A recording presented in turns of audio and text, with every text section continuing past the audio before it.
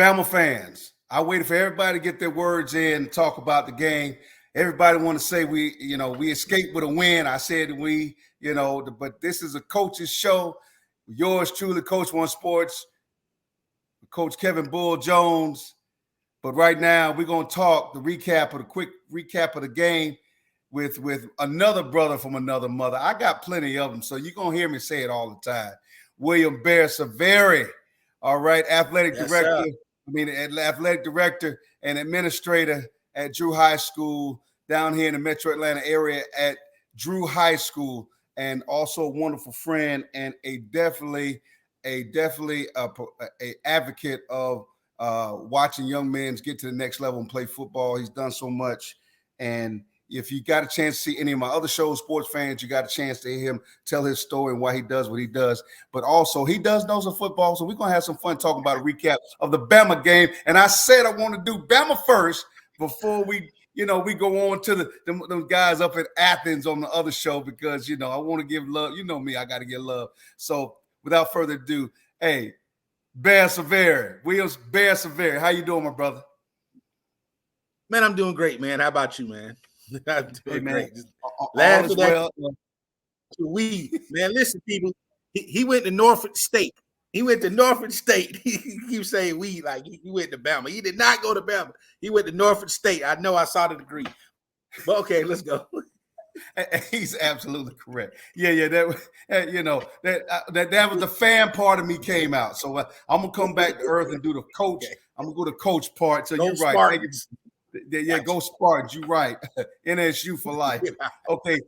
So let me definitely talk about it. I was at the game and down in Austin, Texas. I tell you something. That's the hottest place I ever been in September. 99 degrees, walk around, 120 on the field. And it was reported and proven that Texas, University of Texas, they didn't have the AC working for the visiting team, which would be Alabama. But of course, Coach Saban, as masterful he is in preparing for things to happen, he brought his own air units. But still, everybody wants to say that Alabama escaped with a 20-19 win. But sports fans, I brought William Bear Severi on because, listen, he is going to give it to you straight, no chaser. And I want to know your thoughts on the game and how it went. Okay, I would say this. Bama did escape, but let me tell you, escaping is not a bad thing at this point. You know what I'm saying? When you go on the road in a hostile environment with a young team, the goal is to win the game. And they got to, they did that. People say they want to give it to the refs and this, that, and the other. And if you didn't have a backup quarterback, they beat the team on the field. Period, point blank. At the end of the day, they scored more than the next guy. And they escaped with the win. The Bama, this team that I've seen so far this year is not the Bama that people are accustomed to, but it's the Bama that wins. And at the end of the day, that's all that matters. Whether it's 120 points, 44 points, a win is a win. And at the end, when we get to the end of the season, it's gonna be a check mark on Bama's side. They got to win over a Texas team. Now, we don't know what Texas is going to be long range. We don't know. We don't know if the quarterback comes back. We don't know. What they may end up being a 500 team. But at the time, Texas was a pretty good competition. And I would say, that win is probably, that Alabama win is better than most wins that most college teams have around right now. So I got to give them, I respect Bama on that. Great point. Let me add to that. And I watched all these, the biggest thing and why sometimes I don't like to come out with a show on I want to hear what everybody else saying. I want to hear what everybody else saying on Monday. And it's amazing listening to everybody that wants Bill O'Brien's head because they didn't score, Alabama didn't score enough points. And then they want, they want Pete Golden's head. Because the defense. First of all, let me say this, because and Bear, you know how I am, because I'm. This is the football side of me talking. As a head coach and a defense coordinator, listen, you said it profoundly. You scored one more point than the other team, but what people are forgetting, and this is the part the fans are not getting. There are 4 guys on that Texas staff that came from University of Alabama. Three of them definitely came from the national championship program. The last time Alabama won national championship, Sarkeesian took himself. He took Jeff Banks, the offensive coordinator. He took Coach Flood, the offensive line coach, and then he also got the Bo Davis guy, who's a defensive line coach. Although he wasn't on the national championship program, the most recent one, but he's been on previous championship programs at Alabama. So you've got 4 coaches on your staff that understand exactly. You got the former offensive coordinator who went up against Pete Golden's defense every day in practice. So he knows exactly what Saban does and why he does. And it's crazy to me, Bear, how the fans, I'll say the fans are wanting the heads of these coordinators, and I disagree. I thought that it was just like you said, it was a goddamn battle in the heat, and it was a character builder. I mean, what else do you want? 15 penalties? Alabama ain't had 15 penalties in 3 games ever recently under Saban. So, yes, Texas was very prepared. And I want your thoughts on this because I saw Texas play last year. They weren't they were 5-17. Well, goodness gracious. They didn't look like 5-17. Tell me what your thoughts on what you saw. Well, but the coach, I think it's coaches and people need to understand that Texas team, they grew up. They got good choices. Tashard Choice is over them. Tashard Choice is a heck of a running back coach. Brendan Marion, the wide receiver coach from Pitt. He coached at Pitt. He had a Biletnikoff winner. The man can coach. He also is the architect of the go-go offense that they had a Howard a couple years ago that was scoring them points. He's been at Hawaii. And the other thing that nobody's taking into account, Gary Patterson is on that staff. Really? Gary Patterson is an analyst, a special assistant to Sarkeesian. So his whole job was to game plan. So while everybody else coaching up, he game planned for Bama. And he knew, because he had so much experience, what would give Bama trouble. He knows Bama doesn't have the receivers that they used to. They have some solid receivers, but they ain't got nobody that's going to scare you, take the top off the defense. Correct. They'll catch the ball, maybe, if they throw it to you, but it's nobody that's going to take the top off the defense. So he game planned that. They know they don't have the big power running back this year. So they get Gibbs. Gibbs can go, but he's not going to pound you. He's not Robinson. He's not Harris. He's not Henry. He's not what people are accustomed to. So he game planned that. People understand, like, they pay good money in Texas for coaches too. Now, Nick Saban is good. No doubt he's the best to ever do it. But they pay good money. Now, I don't know if you saw some of the formations that Texas came out with. Good, goodly muggly, but how do you defend some of that? Like, you know what I'm saying? So, like I understand Bama fans, which you, of course, y'all spoiled. That's what it is. You're used to dominating everybody. But guess what? They pay good money. And I'm almost positive, you give that coach staff 6 months to prepare for any team, they're going to give them fits too. And that's what they did. They've been preparing all year, all summer, everything. They watched every film Bama's played over the last 3 years, and they prepared for that team. Now, and it's funny you mentioned that, Bear, because the respect that Coach Sarkeesian gave Coach Saban about giving him a chance, because everybody talks about that pilgrimage to go into Alabama when you've been a fired coach somewhere else. It's amazing how that works. How, coaches that get fired other places and don't nobody want them. Lane Kiffin was get fired while he was in the parking lot. All the stories are synonymous with, coaches have to make that change and their families have to pick up and move. And Saban brings them in, and it rejuvenates their life and their bloodline of football. And I think that's amazing because it's the coach in me. Yeah. And you and I have been together. So you know what it's like when we together on the same staff and just watching you have a great success, but there's a change and people want to change and you got to live with it. And, I tell Terry Young, thank you all the time, Dr. Young, because it landed me at Lovejoy. But you get let go and you got to move on. And that was after we had a winning season and had kids go to college and George Tukes and Cordy Glenn.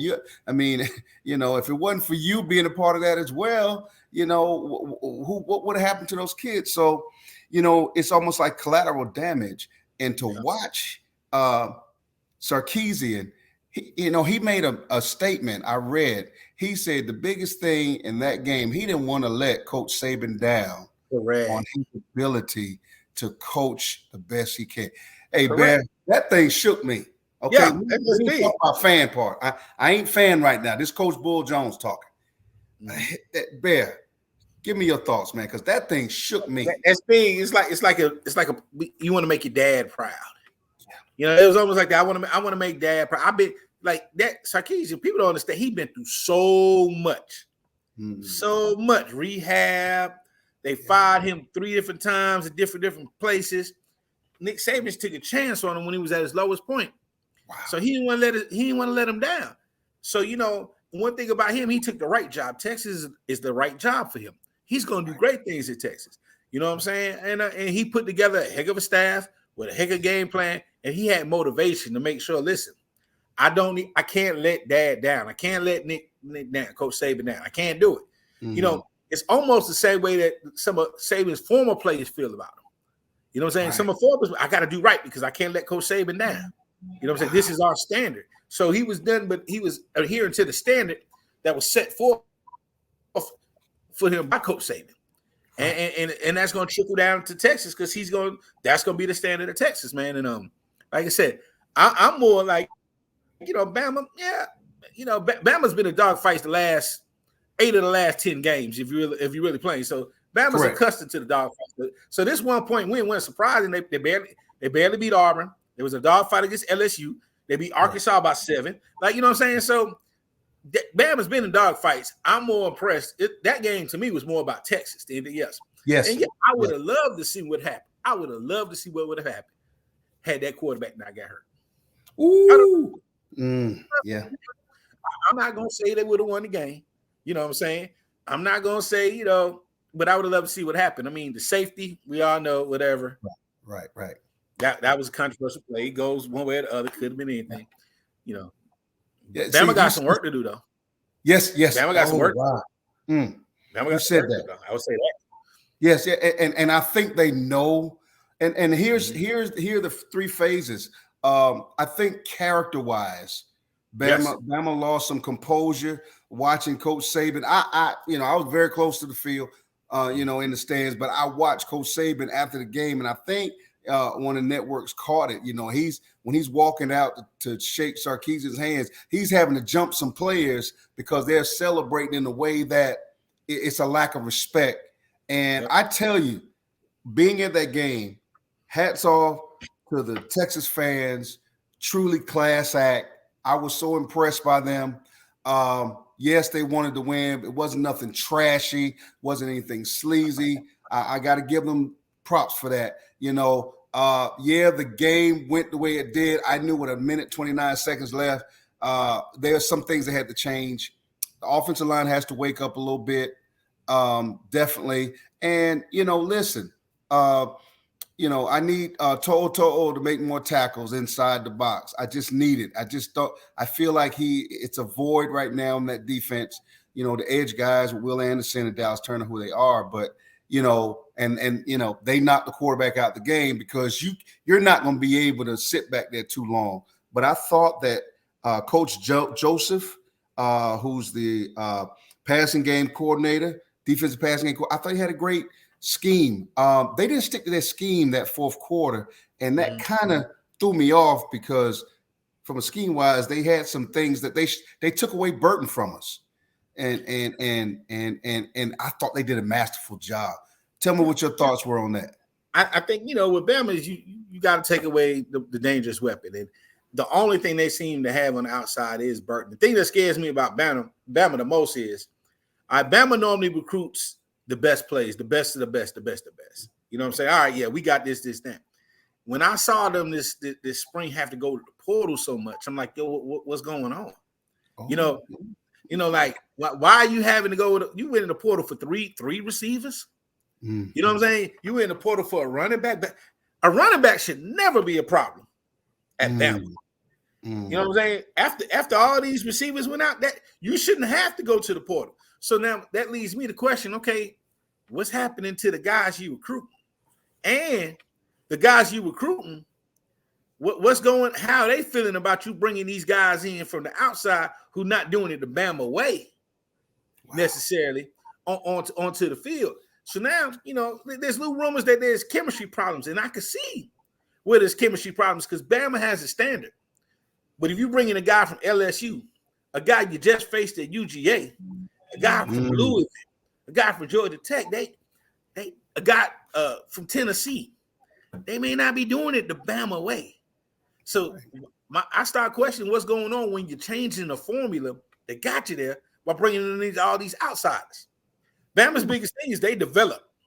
They got players, but they coach them up and develop. And it seems to me right now with all these transfers, that's not happening. And it's amazing because when I was watching, and I know we're going to talk about this another time, the Georgia-Oregon game, Georgia didn't bring in any transfers because they're doing it the Georgia way, which is the Bama way. Which is the Bama way. So the fact that Bama got 7 transfers, and I know it's a new day and age, but they may not. A lot of those transfers, they transferred because they trying to make a name for themselves and get to the league, not because they want to see Bama succeed. And that's all I got to say about that. Oh wow, that's wow. Boy, you left a nugget there.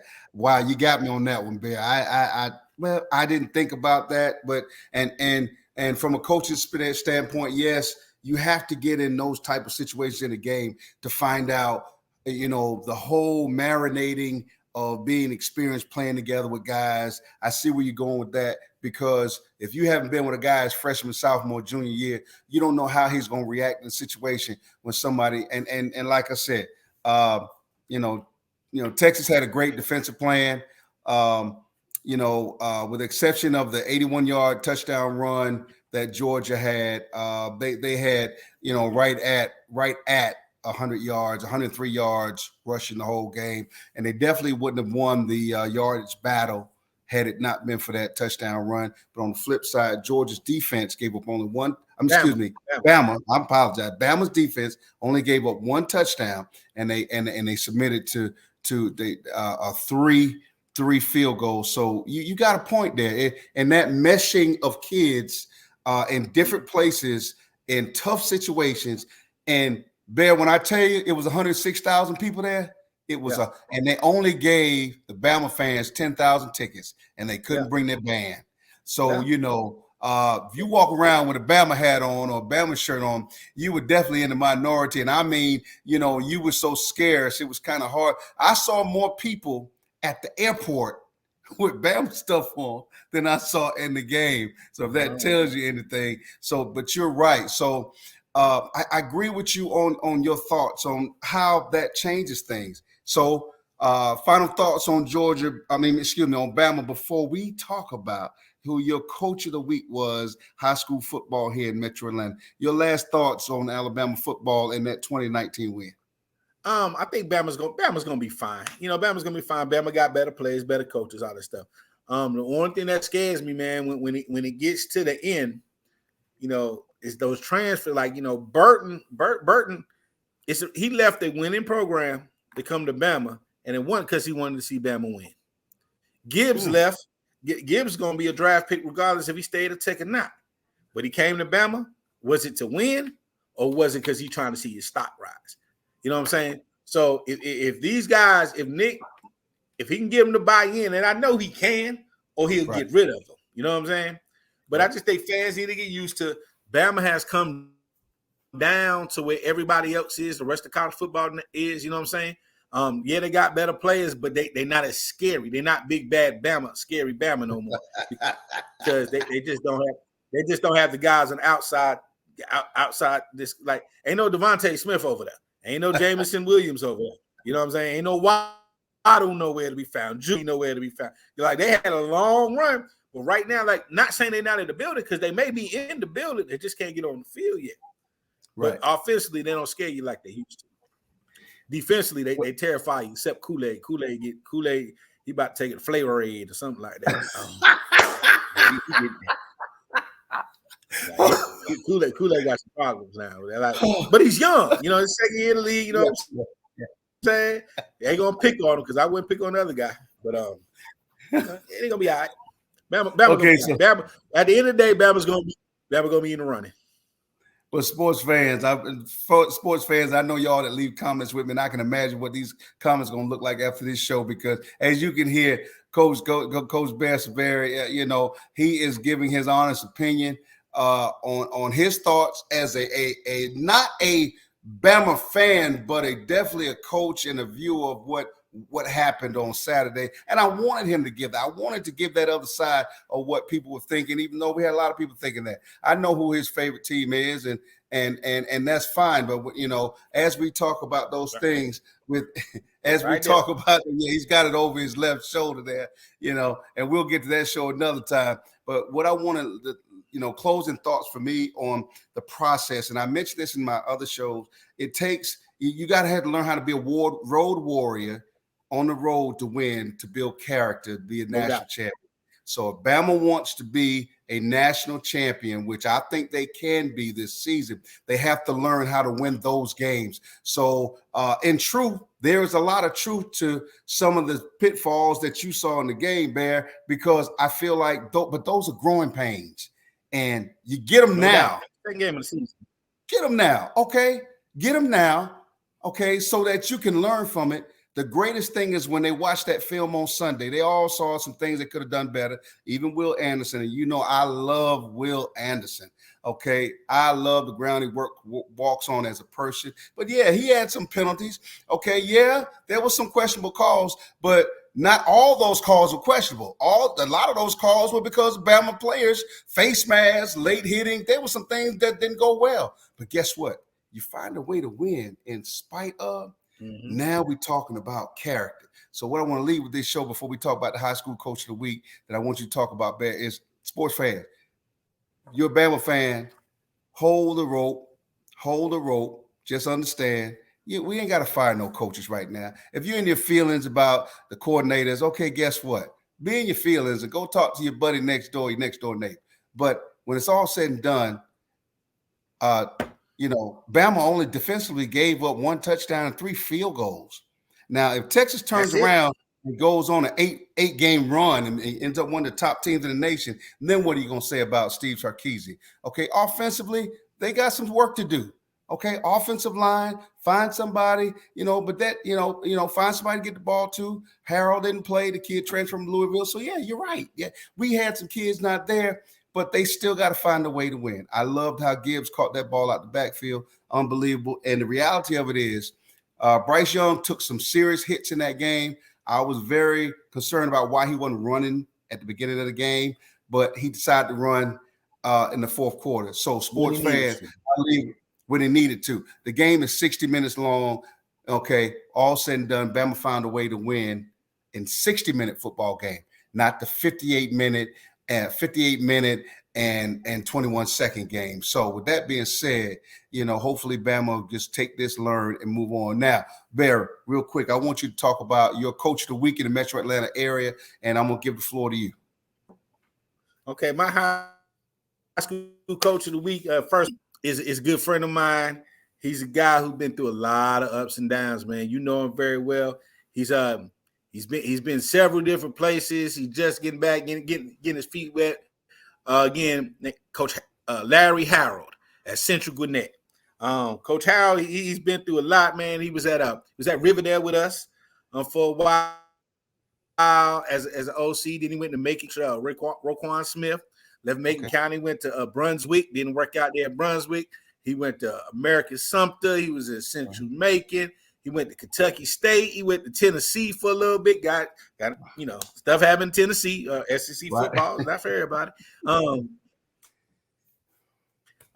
He was out at Central. Now he's back at Central Gwinnett. Got him off to a 4-0 start for the first time in a very long time. And he's met some adversity. Time quarterback transfer out. Had some players transfer out like you do in Metro Atlanta. But he got these boys 4-0 rolling. Shouts out to you, Larry, Coach Harold. Great man, great coach better man. Good guy, man. I'm rooting for them. They got Miller Grove this week. Hopefully they can get that W and be 5-0. But, you got to get him where you can because, he plays 7-8 football in Gwinnett. I'm not sure who's in that region, but there's some dogs somewhere over there. You're right. So that's my coach of the week. Hats off, Coach Harold. Hey, we salute you, brother, and keep on keeping on. It's amazing, and sports fans, that's why I want to do it. And listen, for those of you all want to leave comments, make sure you leave comments, subscribe. If you want to talk about coaches that you think have done a great job, go ahead and leave them in the comment section so I can give them a shout. So when I bring a guest on, we can definitely, myself and other coaches and people such as Bear Severa can talk about those guys as well, because at the end of the day, this is Coach One Sports. Everybody get a chance to coach one. We're coaches, whether we realize it or not, when we're dealing with people and kids and adults as well, be able to teach people and spread some love. So just wanted to give Coach Harold some love on this show today, because listen, coaching is a hard thing, but guess what? It's how the kids turn out in the end.